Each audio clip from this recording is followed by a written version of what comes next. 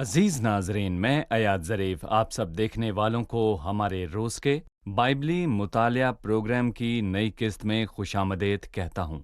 इस प्रोग्राम में हम बाइबल मुकद्दस की तमाम किताबों यानी पैदाइश से मुकाशफा तक हर सोमवार से जुमा आप सबके लिए तफसीली मुतालिया पेश कर रहे हैं।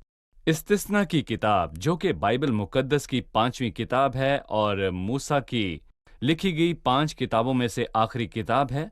आज हम इसके 33वें और 34वें बाब का मुतालिया करेंगे और आज हम इस्तिस्ना की किताब की ये आखिरी किस्त पेश कर रहे हैं। और अगर आप हमारी गुज़िश्ता एक साथ देखना चाहते हैं, आप YouTube पर भी हमारी ये तमाम एक साथ देख सकते हैं।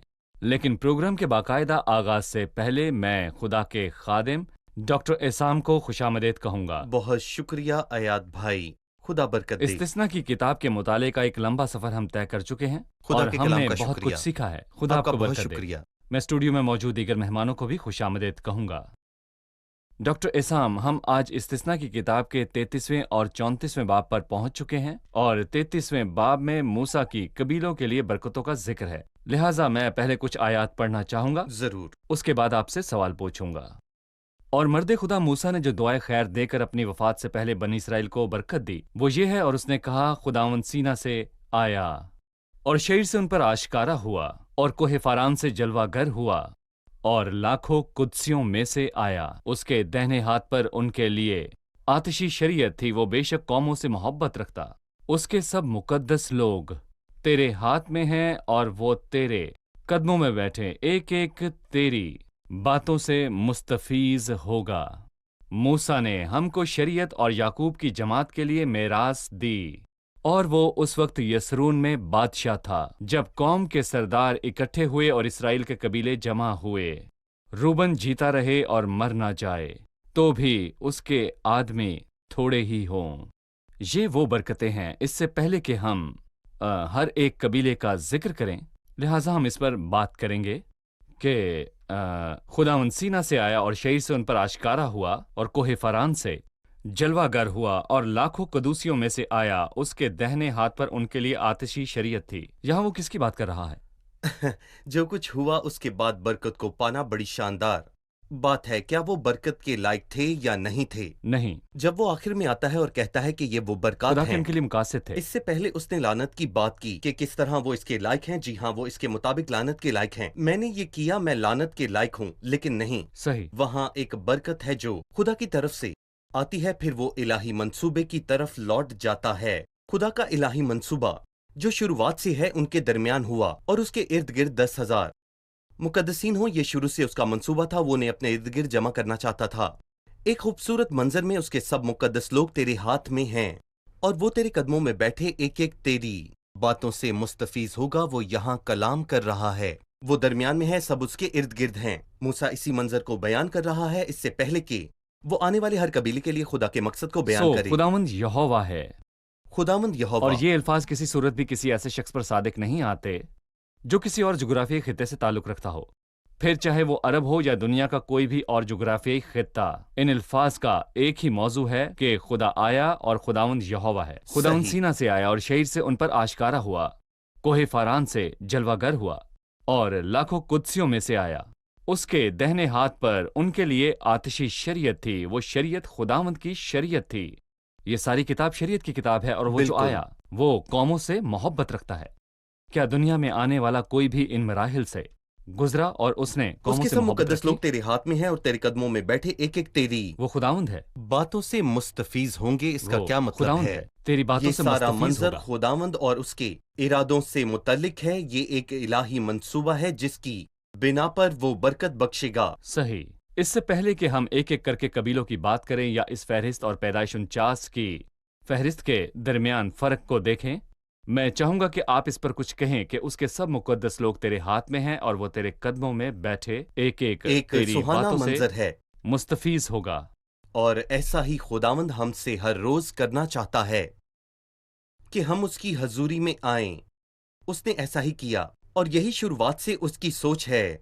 वो चाहता है कि हम आएं और उसके कदमों में बैठें और उसके कलाम से मुस्तफीज हों। क्या ये ईमानदारों की रफाकत का मंजर नहीं? वो कब मिलते हैं और वो किससे मिलते हैं? हम किससे बात करते हैं और हम کس کی حضوری میں عبادت کرتے ہیں اور ہمارے درمیان کون ہے، اور میرا خیال یہ ہے کہ ہمیں اس پر غور کرنے کی ضرورت ہے، اور ہم یہ جان جائیں گے کہ مل کر عبادت کرنا کتنی اچھی بات ہے جسے ہم کھونا نہیں چاہتے۔ صحیح، لہٰذا یہ منظر خداوند کے ارد گرد عبادت کو ظاہر کرتا ہے، جو خداوند کے قدموں میں کھڑے ایمانداروں کی عبادت ہے۔ ہم ایک چھوٹے سے وقفے کے بعد دوبارہ حاضر ہوں گے۔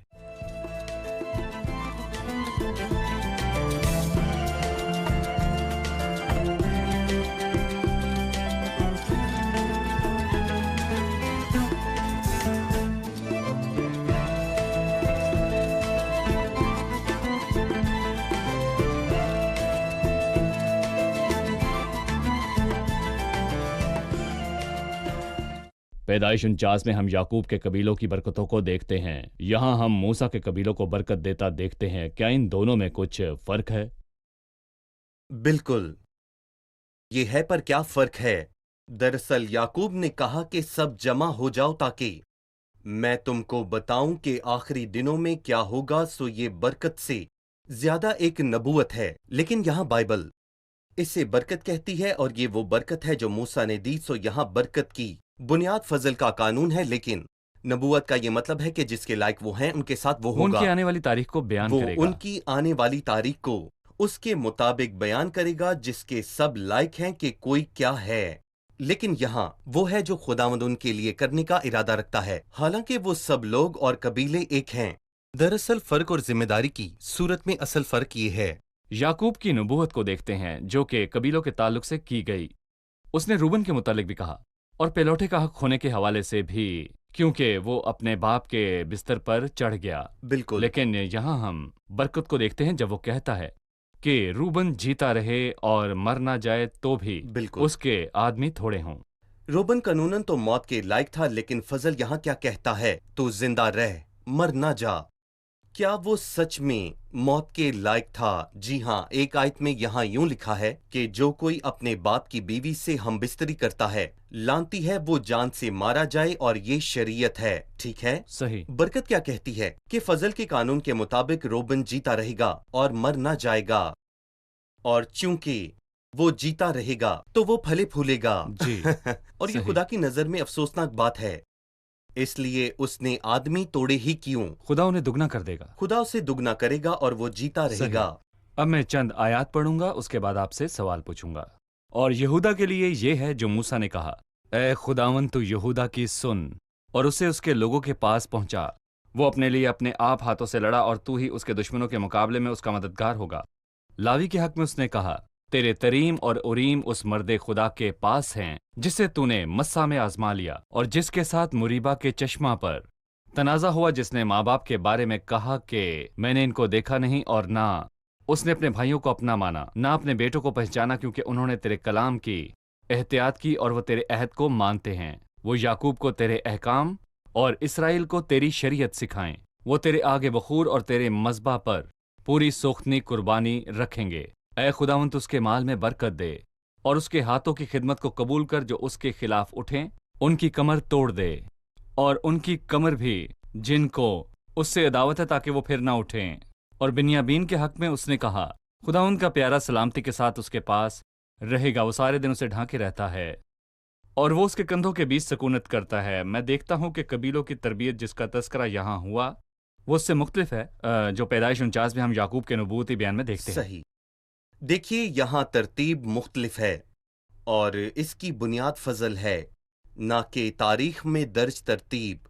مثلا جب وہ یہودا کی بات کرتا ہے تو میں یہاں پر یہ بھی کہنا چاہوں گا، تو اس کی بنیاد یہ ہے کہ وہ قوت کا مرکز بنا رہے گا، اس میں قوت ہوگی، نہ صرف یہ بلکہ اس کو دشمنوں کا سامنا ہوگا۔ سو ڈر مت، تو ہی اس کے دشمنوں کے مقابلے میں اس کا مددگار ہوگا۔ جب وہ لاوی کی بات کرتا ہے تو تقدیس کی بات کرتا ہے۔ لاوی کے باپ نے اس کے متعلق کیا کہا؟ ان کی تلواریں ظلم کے بالکل ہتھیار ہیں۔ صحیح کہا۔ اس کے باپ نے وہ سخت ترین الفاظ اس کے لیے کہے جو ایک بیٹے کے لیے کہے جا سکتے ہیں، مطلب کہ اس کا باپ اس سے بہت خائف تھا۔ لیکن دیکھیں کہ فضل کیا کہتا ہے لاوی کے، تیرے تمیم اور اریم اس مرد خدا کے پاس ہیں جسے تو نے مسا میں آزما لیا، اور جس کے ساتھ مریبا کے چشمے پر تیرا تنازع ہوا، تو نے میرا ساتھ دیا اور میرے لیے قریب ترین لوگوں سے لڑائی کی. ایسا نہیں ہو سکتا. خداوند کیا تجھے میری پچھلی خطائیں یاد نہیں؟ فضل خطاؤں کو یاد نہیں کرتا. فضل اچھی باتوں کو یاد رکھتا ہے جو آپ کی زندگی صحیح. میں ہوئیں. جس نے اپنے ماں باپ کے بارے میں کہا کہ میں نے ان کو نہیں دیکھا اور نہ اس نے اپنے بھائیوں کو مانا، تو پھر نتیجہ یہ ہے کہ خداوند کے وہ آگے یعقوب اپنے کو عہد کو قائم رکھا. وہ یعقوب کو تیرے احکام اور اسرائیل کو اور اسرائیل کو تیری شریعت سکھائے گا. وہ تیرے آگے بخور و تیرے مذبح پر پوری سوختنی قربانی رکھے گا. اے خداوند تو اس کے مال میں برکت دے. فضل نے حالات بنیامین کو بدل دیا. اس نے لاوی کی ساری نسل کو خدا کے نزدیک رہنے والی خدمت بخشی. صحیح. صحیح. بنیامین پھاڑنے والا بھیڑیا یہ ہے. یعقوب نے یہی کہنا پیدائش تھا. 49 میں جی کہا تھا. بالکل. مطلب کہ ایک بھیڑیا خدا کا پیارا ہوگا. یہاں رفاقت کی بات کی گئی ہے. خداوند کا کا پیارا. اگر جو کچھ لاوی کے متعلق کہا گیا وہ پاکیزگی اور خداوند سے وفاداری کے بارے میں ہے، تو پھر یہاں جو بات ہے وہ وفاداری کے متعلق ہے. خدا کا پیارا سلامتی کے ساتھ اس کے ساتھ رہے گا. وہ سارے دن اسے ڈھانکے رہتا ہے اور اس کے کندھوں کے بیچ سکونت کرتا ہے. میرا خیال ہے فضل بڑا واضح ہے. اس میں صرف طاقت اور اختیارات ہیں صحیح. جو کہ قابل قبول ہے اور بخور کی خوشبو ہے. فضل چیزوں کو ایسے دیکھتا ہے. ڈاکٹر احسام، میں باقی کے ناموں کو پڑھوں گا. در حقیقت یوسف کے متعلق کہے گئے الفاظ حیران کن ہیں، اور یوسف کے حق میں اس نے کہا کہ اس کی زمین خداوند کی طرف سے مبارک ہو. آسمان کی بیش قیمت اشیاء اور شبنم اور وہ گہرا پانی جو نیچے ہے اور سورج کے پکائے ہوئے بیش بہا پھل اور چاندی کی اگائی ہوئی بیش قیمت چیزوں اور قدیم پہاڑوں کی بیش قیمت چیزیں اور ابدی پہاڑوں کی بیش قیمت چیزیں اور زمین اور اس کی معموری کی بیش قیمت چیزیں اور اس کی خوشنودی جو جھاڑی میں رہتا تھا، ان سب کے اعتبار سے یوسف کے سر پر یعنی اس کے سر کے چاند پر جو اپنے بھائیوں سے جدا رہتا برکت نازل ہوئی. اس کے بیل کے پیلوٹے کی سی اس کی شوکت ہے اور اس کے سینگ جنگلی سانڈ کے سے ہیں. انہی سے وہ سب قوموں کو بلکہ زمین کی انتہا کے لوگوں کو دھکیلے گا، اور افرایم کے لاکھوں لاکھ اور منسی کے ہزاروں ہزار ہیں. یہ الفاظ بہت گہرے اور شاندار ہیں. صحیح.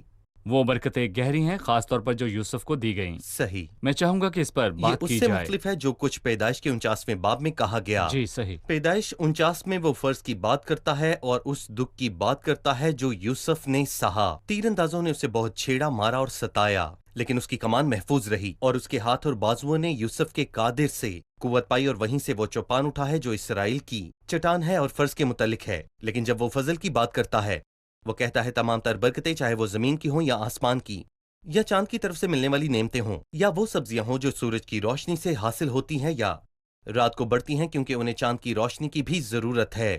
یوسف ان سب سے گھرا رہے گا. ہر طرح کی برکت اور پیداوار اسے گھیرے رہے گی. کیا بس یہی خوبصورت بات ہے؟ میرے خیال سے وہ یہاں پر یہ کہہ رہا ہے کہ اگر ہم بنیامین میں رفاقت اور لاویوں میں تقدیس کو دیکھتے ہیں تو پھر ہم یوسف میں روح کے پھل دیکھتے ہیں. صحیح. یہ پاک روح کا بڑا خوبصورت کام ہے جو فضل کے وسیلے ہوتا ہے، اور میں یہ مانتا ہوں کہ یوسف اس کے لائق تھا کیونکہ وہ پاکیزہ زندگی گزارتا تھا. صحیح. اور اس سے بھی بڑھ کر کیا ہے، اس کی خوشنودی جو جھاڑی میں رہتا ہے. جی بالکل. یوسف کے سر پر یعنی اس کے سر کے چاند پر جو اپنے بھائیوں سے جدا رہا برکت نازل ہوئی. انہی خیالات کا تسلسل 18ویں آیت میں ہے. اور زبلون کے بارے میں اس نے کہا، اے زبلون تو اپنے باہر جاتے وقت، اور اے اشکار تو اپنے خیموں میں خوش رہ. وہ لوگوں کو پہاڑوں پر بلائیں گے اور وہاں صداقت کی قربانیاں گزاریں گے، کیونکہ وہ سمندر کے فیض اور ریت کے چھپے ہوئے خزانوں سے بے بہرا ہوں گے. اور جد کے حق میں اس نے کہا، جو کوئی جد کو بڑھائے وہ مبارک ہو.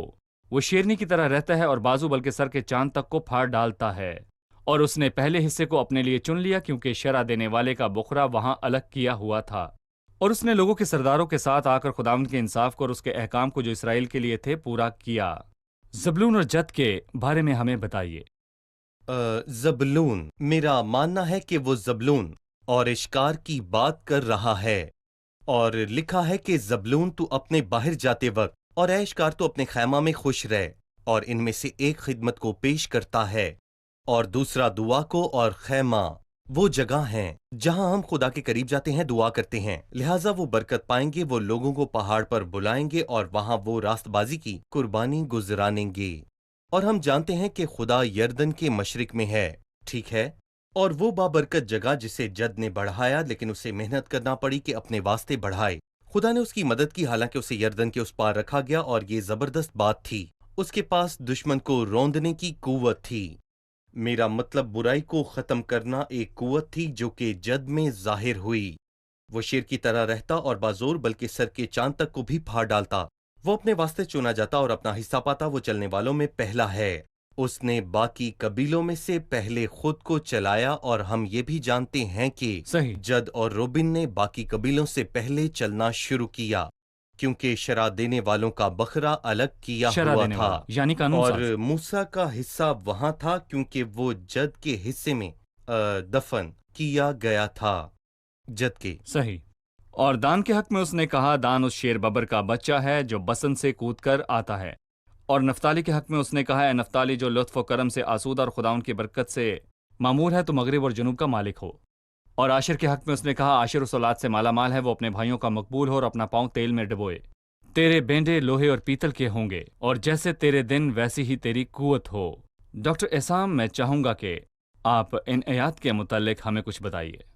دان کے متعلق جو کچھ کہا گیا اس میں واضح ہے کہ دان اس شیر ببر کا بچہ ہے جو بیسانت سے کود کر آتا ہے، اور نفتالی کے لیے بھی صحیح، تھوڑے سے فرق کے ساتھ یہی لکھا ہے، فتح مند زندگی اور آسودہ زندگی، یہ شاندار خوبیاں ہیں۔ اور عاشر کے حق میں کہا کہ عاشر اس اولاد سے مالا مال ہے اور وہ اپنے بھائیوں میں مقبول ہو اور اپنا پاؤں تیل میں ڈبوئے ہو۔ اور اپنا پاؤں تیل میں ڈبونے کا مطلب ہے کہ جغرافیائی طور پر یہ زمین تیل اور زیتون کے درختوں سے پھلدار ہوگی، لیکن روحانی طور پر وہ پاکرو سے بھرے گا اور اپنا پاؤں جی تیل میں بالکل، ڈبوئے ہوئے ہے۔ یہ سچ ہے۔ اور جب کہتا ہے جیسے تیرے دن ویسے ہی تیری قوت ہو، مطلب کہ تو اپنے تمام ماہ و سال میں خوش رہے گا اور ایک دن بھی دکھ نہ پائے گا۔ یہ برکتیں ہیں۔ ہم ایک چھوٹا سا وقفہ لیں گے اور پھر دوبارہ حاضر ہوں گے۔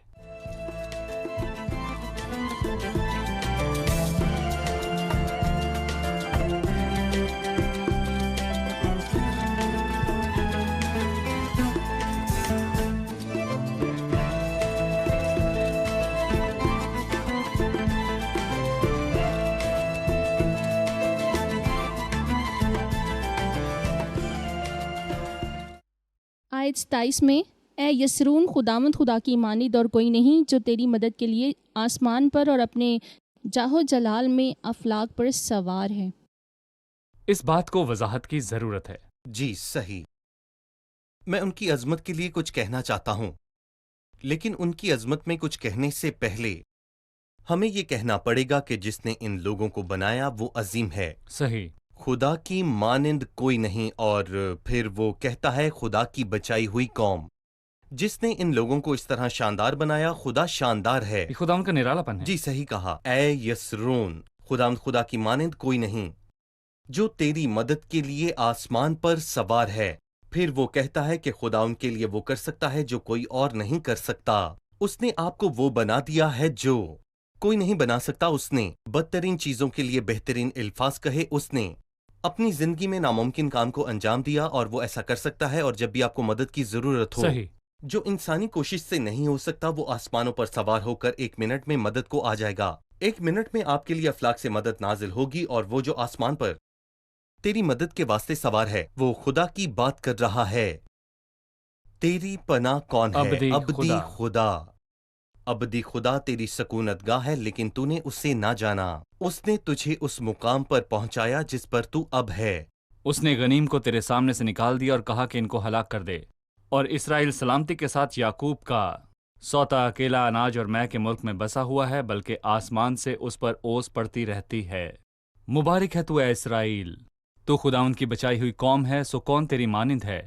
وہی تیری مدد کی سپر اور جاہ و جلال کی تلوار ہے۔ تیرے دشمن تیرے متی ہوں گے، اور تو ان کے اونچے مقاموں کو پامال کرے گا۔ کیا یہ وہی برکت ہے جو آخر میں آئے گی؟ صحیح۔ ٹھیک 1000 ہے۔ سالہ بادشاہت کے اختتام پر ایسے ہوگا، وہ ایسے دکھائی دیں گے، اور لوگوں کی حالت یہ ہوگی۔ میں 34ویں باب کی طرف بڑھوں گا جو اس کتاب کا آخری باب ہے اور اس کتاب کی آخری قسط ہے۔ یہ موسیٰ جو کہ مرد خدا ہے، اور یہ قسط اس کی زندگی کی بھی آخری قسط ہے۔ صحیح۔ یہاں لکھا ہے اور موسیٰ مواب کے میدانوں سے کوہ نبو کے اوپر پسگا کی چوٹی پر جو یریحو کے مقابل ہے چڑھ گیا، اور خداوند نے جلاد کا سارا ملک، دان تک اور نفتالی کا سارا ملک اور افرائیم اور منسی کا ملک اور یہودا کا سارا ملک پچھلے سمندر تک اور جنوب کا ملک اور وادی یریحو جو خرموں کا شہر ہے اس کی وادی کا میدان سگر تک اس کو دکھایا، اور خداوند نے اس سے کہا یہ وہی ملک ہے جس کی بابت میں نے ابراہام اور اسحاق اور یعقوب سے قسم کھا کر کہا تھا کہ اسے میں تمہاری نسل کو دوں گا، سو میں نے ایسا کیا کہ تو اسے اپنی آنکھوں سے دیکھ لے، پر تو اس پار وہاں جانے نہ پائے گا۔ پس خداوند کے بندہ موسیٰ نے خداوند کے کہے کے موافق وہیں مواب کے ملک میں وفات پائی، اور اس نے اسے مواب کی ایک وادی میں بیت فغور کے مقابل دفن کیا، پر آج تک کسی آدمی کو اس کی قبر معلوم نہیں۔ اور موسیٰ اپنی وفات کے وقت 120 برس کا تھا، اور نہ تو اس کی آنکھ دھندلانے پائی اور نہ اس کی طبعی قوت کم ہوئی، اور بنی اسرائیل مواب کے میدانوں میں موسیٰ کے لیے 30 دن تک روتے رہے۔ پھر موسیٰ کے لیے ماتم کرنے اور رونے پیٹنے کے دن ختم ہوئے، اور نون کا بیٹا یشوا دانائی کی روح سے معمور تھا، کیونکہ موسیٰ نے اپنے ہاتھ اس پر رکھے تھے، اور بنی اسرائیل اس کی بات مانتے رہے، اور جیسا خداوند نے موسیٰ کو حکم دیا تھا انہوں نے ویسا ہی کیا۔ اور اس وقت سے اب تک بنی اسرائیل میں کوئی نبی موسیٰ کی مانند جس سے خداوند نے روبرو باتیں کی تھیں نہیں اٹھا، اور اس کو خداوند نے ملک مصر میں فرعون اور اس کے سب خادموں اور اس کے سارے ملک کے سامنے سب نشانوں اور عجیب کاموں کے دکھانے کو بھیجا تھا۔ یوں موسیٰ نے سب اسرائیلیوں کے سامنے زوراور ہاتھ اور بڑی ہیبت کے کام کر دکھائے۔ ڈاکٹر احسان، یہ اختتامی الفاظ ہمیں یہ بتاتے ہیں کہ موسیٰ کے آخری لمحات کیسے تھے۔ ان کے بارے میں کچھ بتائیں۔ میں اختتام سے شروع کروں گا۔ میں شروعات وہاں سے کروں گا کہ جب خدا موسیٰ کے اعزاز میں شاندار باتیں بولتا ہے، خدا موسیٰ کی تعریف کرتا ہے، اور اس وقت سے بنی اسرائیل میں سے موسیٰ کی مانند کوئی نبی جس سے خداوند نے روبرو باتیں کی نہیں اٹھا، اور پھر آخر میں لکھا ہے یوں موسیٰ نے سب اسرائیلیوں کے سامنے زور بازو اور بڑی ہیبت کے کام کر کے دکھائے۔ اور اس سے پہلے بھی کچھ تعریفی کلمات کا ذکر ہے، حالانکہ موسیٰ بذات خود کہتا ہے کہ میں 120 برس کا ہو گیا ہوں، لیکن خدا اس کے حق میں کہتا ہے کہ موسیٰ اپنی وفات کے وقت 120 برس کا تھا، اور نہ تو اس کی آنکھ دھندلانے پائی اور نہ اس کی طبعی قوت کم ہوئی۔ خدا کی نگاہ کتنی خوبصورت ہے، لیکن پھر بھی وہ ملک میں داخل نہ ہو سکا، لیکن خدا نے اسے جلاد کا ملک دکھایا جہاں تک دان آباد تھا۔ میرا ماننا ہے کہ خدا ایمان کے وسیلے آنکھوں کو روشن کرتا ہے۔ خدا نے اسے جلاد کا ملک دکھایا، چاہے وہ جہاں بھی کھڑا ہو اس کی آنکھیں کتنے کلومیٹر تک دیکھ سکتی تھیں، لیکن اس نے اس سے بڑھ کر دکھایا۔ یہ ایمان کی نگاہ ہے جو خدا نے موسیٰ کو عطا کی۔ اس نے اس کی آنکھوں کو حیران کن طور پر روشن کیا، اور خداوند نے اس سے کہا کہ یہی وہ ملک ہے جس کی بابت ابراہام، اسحاق اور یعقوب سے قسم کھا کر کہا تھا، اس سے میں تمہاری نسل کو دوں گا، سو میں نے ایسا کیا۔ تو اسے اپنی آنکھوں سے دیکھ لے، تو اس پار وہاں جائے گا۔ پھر لکھا ہے سو خداوند کا خادم موسیٰ وفات پا گیا۔ ایک شاندار بات مرد خدا موسیٰ کے بارے میں کہی گئی، خدا کا خادم۔ در حقیقت یہ شاندار الفاظ تھے جو موسیٰ کے بارے میں یہاں کہے گئے، اور لکھا ہے کہ بنی اسرائیل موسیٰ کے لیے روئے۔ مجھے ایسا لگتا ہے کہ خدا بذات خود بنی اسرائیل جو موسیٰ کے لیے روئے تھے ان پر اپنی شفقت کا بڑھائے ہوئے ہے، اور بائبل ہمیں نون کے بیٹے کے بارے میں بتاتی ہے جو حکمت کی روح سے معمور تھا، اور موسیٰ نے اس پر ہاتھ رکھا تھا۔ ان لوگوں کی زندگی کا سفر ختم ہوا، موسیٰ کی زندگی کا اختتام ہوا، اس کتاب کا اختتام ہوا، اور ہم اس سفر کے اختتامی مراحل کی طرف آنے والے ہیں۔ آمین۔ ہم اپنی آنکھوں سے، ایمان کی آنکھوں سے، ہم اپنے آسمانی گھر کو دیکھ سکتے ہیں۔ ہم ابدیت کا مزہ اس میں داخل ہونے سے پہلے ہی چکھ سکتے ہیں، اور جلد ہم اس ابدیت میں داخل ہوں گے، اور ہم ہمیشہ خداوند کے ساتھ رہیں گے۔ آمین۔ آپ کا شکریہ۔ آپ کا اس کتاب کے بہت خوبصورت شکریہ۔ مطالعے سے میں مستفید ہوا۔ خداوند آپ کو برکت خداوند دے، آپ یہ کو بھی وقت میرے برکت لیے دے۔ بھی بہت اچھا تھا۔ بہت شکریہ۔ آئیے مہمانوں سے رائے جانتے ہیں۔ آج کی قسط اور استثنا کی کتاب سے آپ نے کیا سیکھا؟ ہم نے جانا کہ یسرون کے خدا کی مانند کوئی نہیں ہے، کوئی بھی اس خدا کی مانند نہیں ہے جو ہماری مدد کے واسطے افلاک پر اور اپنے جاہ و جلال میں بادلوں پر سوار ہے۔ ابدی خدا تیری سکونت گاہ ہے۔ ہم اس کے فضل کو دیکھتے ہیں جو بھلائی کے سوا کچھ یاد نہیں رکھتا۔ بن پھاڑنے والا بھیڑیا ہے، ہم اسے اس رفاقت میں دیکھتے ہیں جہاں وہ خدا ان کی حفاظت میں رہ سکتا ہے۔ شکریہ، خدا آپ کو برکت دے۔ عزیز ناظرین، اچھی بات یہ ہے کہ ہم نے اس کتاب کا اختتام ان باتوں پر کیا جو خدا کے جلال کی ہیں۔ اس کتاب کا مطالعہ کرنے کے بعد ہم نے دیکھا کہ لوگ کس طور پر بدکار تھے، اور انہوں نے خدا کے احکام کو नहीं माना और वो बहुत सी लानतों को लाए, और हमने देखा कि खुदा उन लोगों को बरकत देने का इरादा रखता था, जैसे कि 33वें बाब की आखिरी बरकत से वाज़ेह है। लेकिन किताब का इख्तिताम इन अल्फाज पे होता है कि ए यसरून, खुदावंद खुदा की मानिंद और कोई नहीं जो तेरी मदद के लिए आसमान पर और अपने जाहो जलाल में अफलाक पर सवार है। अजीज नाजरीन, खुदा हमेशा अपनी अजमत में वाहिद है। वो सदा अजीम और भला है। वो वफादार खुदा है और बदी से मुबर्रा है। वो मुनसिफ और बरहक है। अपने सफर में हम खुद पर भरोसा नहीं करते बल्कि खुदा की वफादारी पे। हम खुद पर इन्हिसार नहीं करते बल्कि उसकी ताकत और मदद पे। शायद सफर का इख्तिताम अब हो जाए और हम उसे अपनी आंखों से देखें। अजीज नाजरीन, अगर इस किताब का इख्तिताम होता है तो आपका अब्दियत में हिस्सा है, या आप यहीं इस दुनिया में रह जाएंगे। उम्मीद है आपने मसीह को कबूल किया, सो आप अब्दियत में तमाम ईमानदारों के साथ हिस्सा पाएंगे। अगले प्रोग्राम में फिर मुलाकात होगी। खुदा आप सबको बरकत दे।